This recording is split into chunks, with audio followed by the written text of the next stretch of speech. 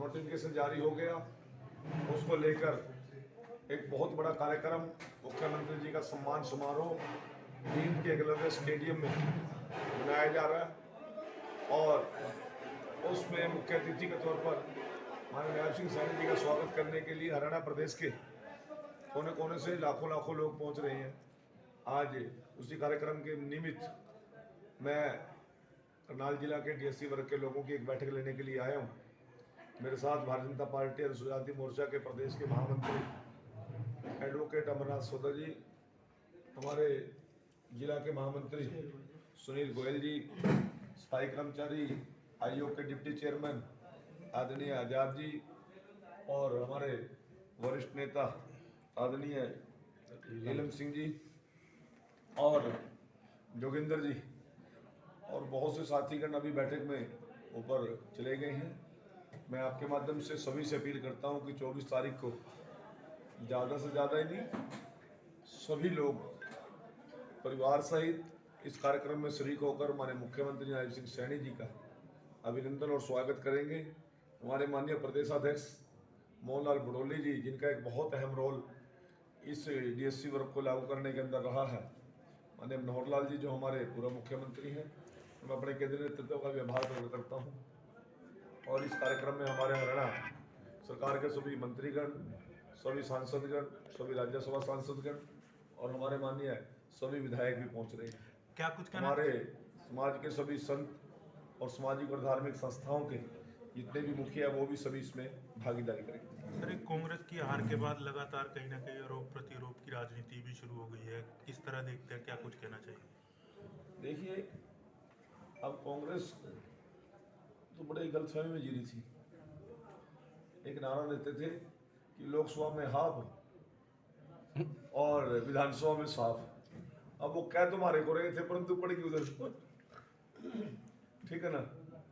अब जिस प्रकार का कांग्रेस का चाल चलन चरित्र है, उस प्रकार की वो देश और प्रदेश के बारे में सोच रखते हैं।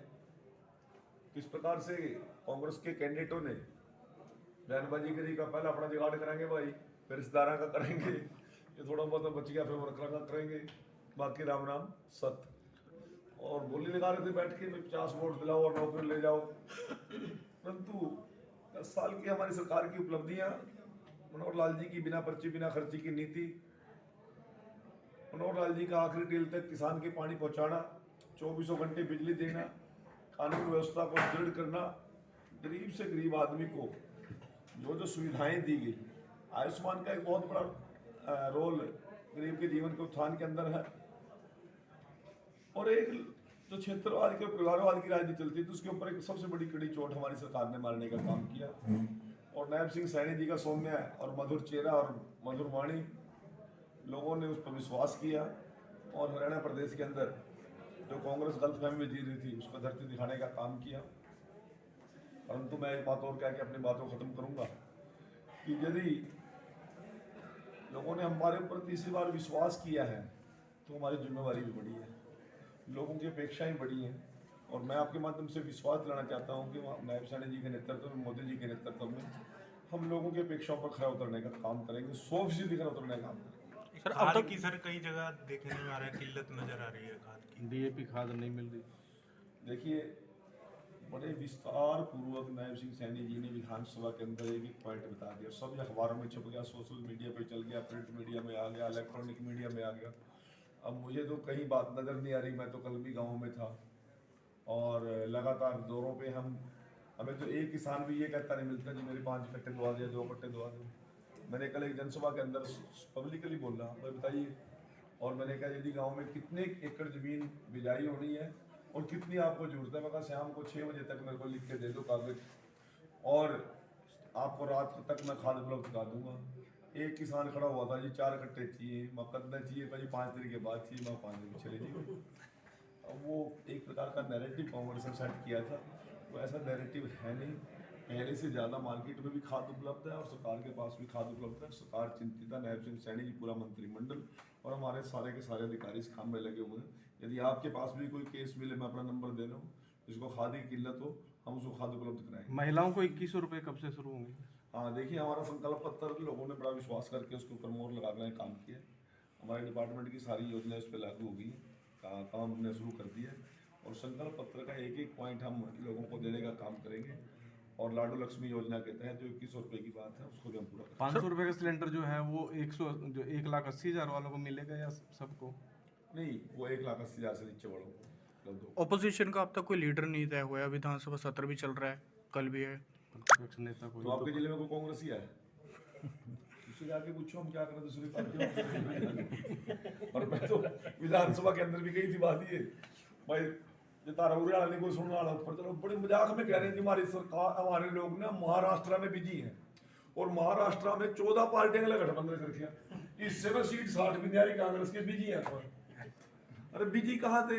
37 लोगों में से एक नेता चुनना, यही डिसाइड नहीं कर पा रहे। जितनी दुर्गति, जितना मुद्दा वहीन, लाचार, बेबस विपक्ष इसमें हमने देखा। 32 साल का मेरा पॉलिटिकल कैरियर हो गया, इतना लाचार और बेबस तो विपक्ष हमने कभी भी नहीं देखा।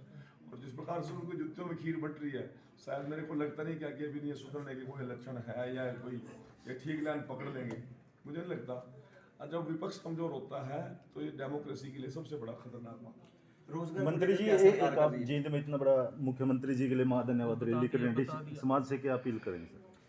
मैं तो एक लोगों से अपील करना चाहता हूँ, जैसे समाज के लोगों से, आप लोगों को बहुत बड़ी तपस्या के बाद 40-45 साल के संघर्ष के बाद ये BSc वर्ग को ये नायब सिंह सैनी जी ने बड़ा हौसला और हिम्मत करके देने का काम किया।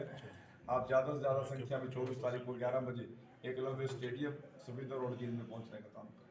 रोजगार को लेकर सर क्या कहना चाहेंगे? क्या मतलब प्रयास कर रही है? रोजगार इंडस्ट्री एरिया नहीं खुल रही, फैक्ट्रीज नहीं, क्या चाहिए? कहाँ की बात कर रहे हैं? कहीं पे भी हो, कोई उदाहरण तो दो मुझे। जहाँ पे लोगों को नौकरियाँ ज़्यादा मिले, इंडस्ट्रियल एरिया है। मैं ये कह रहा हूँ कि सबसे बड़ा मारुति का सबसे बड़ा प्रोजेक्ट अब सरखुद्दा में लगने जा रहा है और प्रधानमंत्री स्वयं उसका फाउंडेशन करके गई हैं और 24 घंटे लाइट हमने उपलब्ध करा दी है, बढ़िया सड़कें दे दी हैं। उद्योगपतियों को सबसे ज़्यादा सुविधाएं देने वाला कोई प्रदेश है तो हरियाणा प्रदेश है। यदि कोई आपको लगता है कि उद्योगपतियों को ये चीज़ हम देते हैं, हरियाणा की सरकार दे, तो हम उसको इंडस्ट्री ज़्यादा लगेंगी तो हम उसको भी करने के लिए तैयार हैं। धन्यवाद। एचआर के एनके में भी लागू होगा ये डीएससी हाँ जी, वर्गीकरण। एचकेआर की बात आप जो कर रहे हैं, ये विषय बड़ा दूसरे तरह का है। मैं आपको उसमें विस्तार से बताना चाहता हूँ कि 1,80,000 जाति कोई किसी की भी हो, गरीबों की कोई जाति नहीं होती। जो 1,80,000 से नीचे के लोगों को और जी ने इसमें जोड़ने का काम किया है। 90%, 67%, 60%, 65% उसी वर्ग के लोग आ रहे हैं, खासतौर से बैकवर्ड वर्ग के लोग आ रहे हैं। गरीब सामान्य वर्ग का भी है, गरीब की तो कोई जाती है इस वक्त पेट सबकी आगे की कैसी, तो मैक्सिमम लोगों को हम लाभ दे रहे हैं। हमने एक क्राइटेरिया गरीब का बनाया है, तो प्रधानमंत्री जी ने कहा है, एक महिलाओं का बनाया, एक युवा का बनाया, किसान का बनाया। उस क्राइटेरिया में वो लोग आ रहे हैं। और स्पेशलाइजेशन यदि कोई आप ये कहते हैं कि 20% पे ले आकर रोकने हैं या फिर हम 20% पे ले आएंगे, अब 37-38% इन लोगों को रोजगार मिल रहा है, रिजर्वेशन से ज़्यादा मिल रहा है। Thank you.